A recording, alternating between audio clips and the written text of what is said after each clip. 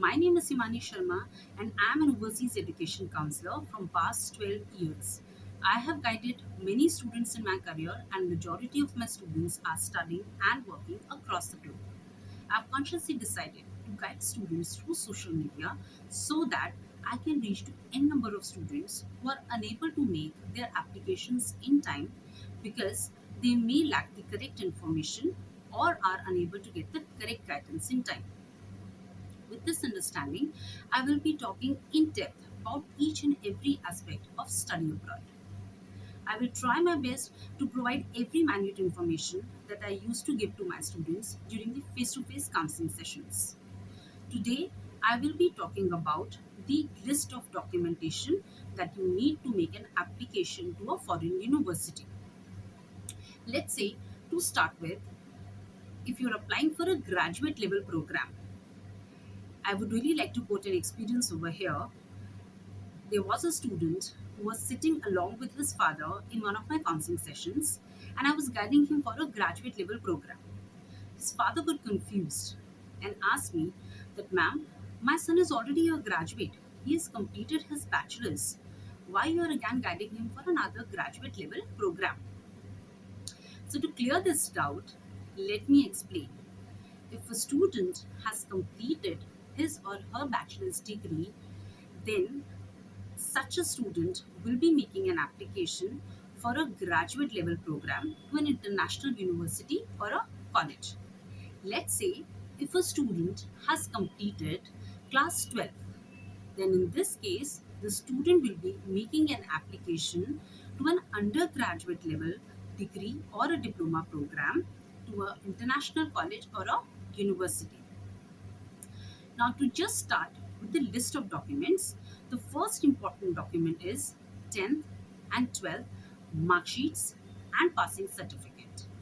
The second important document is bachelor's each semester mark sheet and the consolidated mark sheet as well. For example, if a student has done his or her BTech degree, then you need to submit your semester 1, 2, 3, 4, 5, 6, 7, and 8 semester mark sheets. Along with that, you have to submit your consolidated mark sheet as well. Now, your consolidated mark sheet is basically the overview of your each and every semester results on a single page. Few of the universities and colleges nowadays have even started asking for a graduate point assessment report. Now, do not need to get scared because of this. This is basically the GPA scale which is mentioned on the backside of your consolidated mark sheet.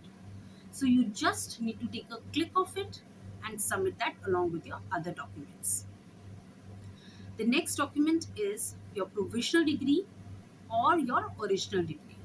So let's say if you're a recent graduate, you have to submit your provisional degree or else you have to provide your original degree for sure.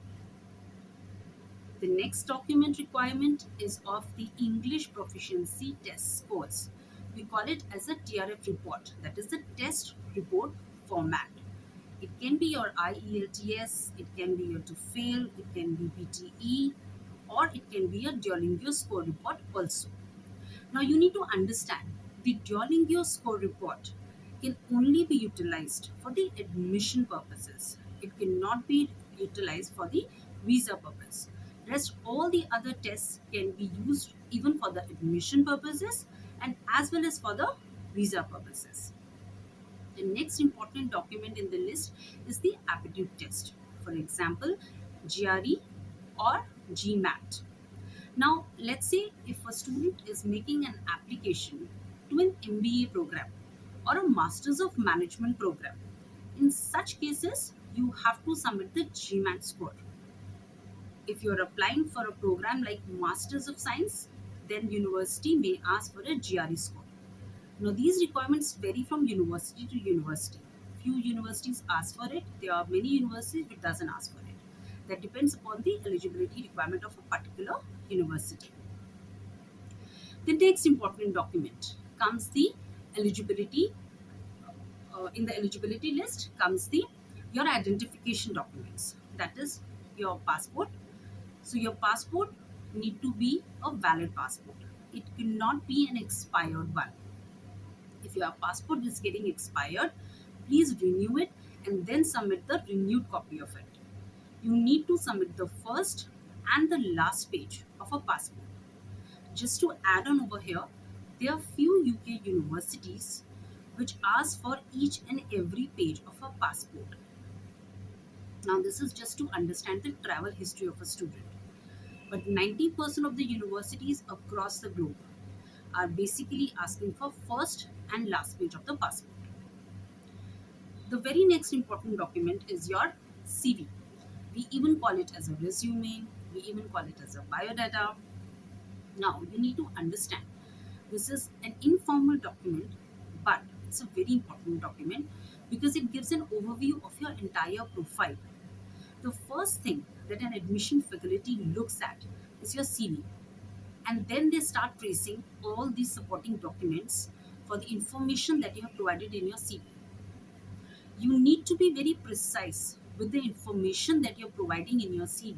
For example, I joined XYZ company on 16th July 2021 and I worked till 23rd July 2023. The very clear information can help the admission faculty to make a decision faster on that particular application. The next important document in the list is your portfolio. Portfolio, it can be, for example, the programs like filmmaking, video editing, video production, architecture, interior designing. For such kind of programs, you may need to submit a portfolio. Now, it can be like 8 to 10 pieces of work, but for the particular requirement, you need to get back to the university website for this. Talking about the next important document, it can be your letter of recommendation. Now, a lot of debate goes around the fact that from whom to take the recommendations. Now, let's say if a student has done his or her bachelor's degree way back and you have a huge work experience, in such cases, you can get hold of two professional LORs. Let's say if you're able to manage one academic and two professional LORs, that can work wonders. I will be talking about the letter of recommendations and the statement of purpose in detail in my upcoming videos. As I said, the next important document is your SOP. Now, 250 words to 500 words is usually can make a great SOP, but every university has different requirement for an SOP. It's a very crucial document when it comes to your application selection. And as I said, that I will be talking in detail about what is an SOP, how to make an SOP, what to include in an SOP in my upcoming video. The next important document can be the writing samples. So when I say the writing samples, for the programs like content writing, uh, mass communication, uh, public relations, corporate communications, for such kind of programs, you can submit a writing sample. Colleges and universities at times ask for that along with all your other academic and identifying documents. The next important document in the list is your work experience documents. Uh, you can submit your joining or your relieving letter, either of the one. Your pay slips, your bank statements, all this is needed majorly at the time of visa. For the admission purpose, your relieving letter or your joining letter is more than enough. The next important document in the list is WES Valuation Report.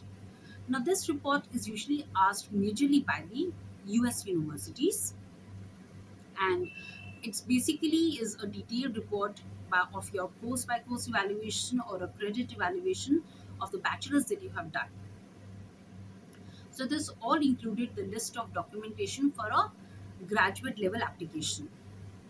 Now, talking about the undergraduate level application, you need to submit your 10th and your 12th passing certificates and mark sheets. Now, let's say if a student is completing his or her 12th class, in such cases, you need to submit your pre-board results or a certificate from the school mentioning your presumed schools. There are many students after 10th who do their diplomas. It It can be a 3-year diploma program. Even for a diploma program, you need to submit the each semester mark sheet of your diploma and the passing certificate of your diploma. The second very important document is your CV. We even call it as a resume or a biodata. Your two letter of recommendations, your one statement of purpose, and your aptitude test scores, that is your SAT or your ACT, either of the one. Portfolio required, if let's say you are applying for programs like animation, filmmaking. So for the programs like filmmaking, you at times need to submit your shots. For example, your long shot, middle shot, front shot, back shot. So it's usually a piece of 8 to 10 pieces of work. It's usually an 8 to 10 pieces of work. But as I mentioned, that you can get back to the university website for the detailed information of the portfolio requirement. The next important document is your extracurricular certificates. Now, to talk about the extracurricular certificates, you need to understand that at an undergraduate level, the universities are not only looking at your academic scores, but they look for a personality of a person in totality. So, let's say if a student has participated in the inter school competitions, debate competitions, sports competitions, or you're a member of like Rotary clubs, so you need to submit all these documentations for sure. They are being asked at the time of application process. Now, I would really like to quote an experience over here. I was counseling an undergraduate student, and he was sitting along with his parents. The mother said to me that, "Ma'am, we really wanted our child to be focused on studies, and so we never allowed him to participate in sports or in any college or in any school competitions. So he doesn't have any extracurricular certificates." I asked the parents to go for a walk for 10 minutes, and I made the student sit in front of me, and I just asked him to tell me about his likes, his dislikes, what is his daily routine, what he do in his summer holidays, how he interact with his friends, what he like about his friends. And while he was talking and talking, I just got hold of one good habit of him. He used to go on weekends and in the summer holidays to an elderly home with his grandfather, and how he used to sing songs for all the elderly people over there and bring smile on their face. That was a catch for me. I included all this in his statement of purpose, and trust me, that student got the admission to the university of his choice. Currently, he is an year 4 student studying in Canada and pursuing his undergraduate degree. So, you need to understand that what worked for one student may not work for the other student, because every case is specific. So in today's video, we have actually understood the importance and the value of the correct documents. Now, before I end this video, let us see what my student Himanshu Tyagi has to say about me. I counseled and assisted the student in the previous company that I was working for. Hello everyone, I am Hivanshu Tyagi and I'm a graduate student in computer science at University of Illinois Springfield in United States. So talking about Himani ma'am, she really helped me a lot throughout my admission process, like from selecting some of the best universities according to my profile to applying in them and taking care of my documents such as SOP and all. She really provided me a helping hand in each and every step whenever I needed. Her support and hard work was really a major factor towards my application, and I really appreciate the efforts put by Himani ma'am. And I hope she continues to help many more students to achieve these type of opportunities. So all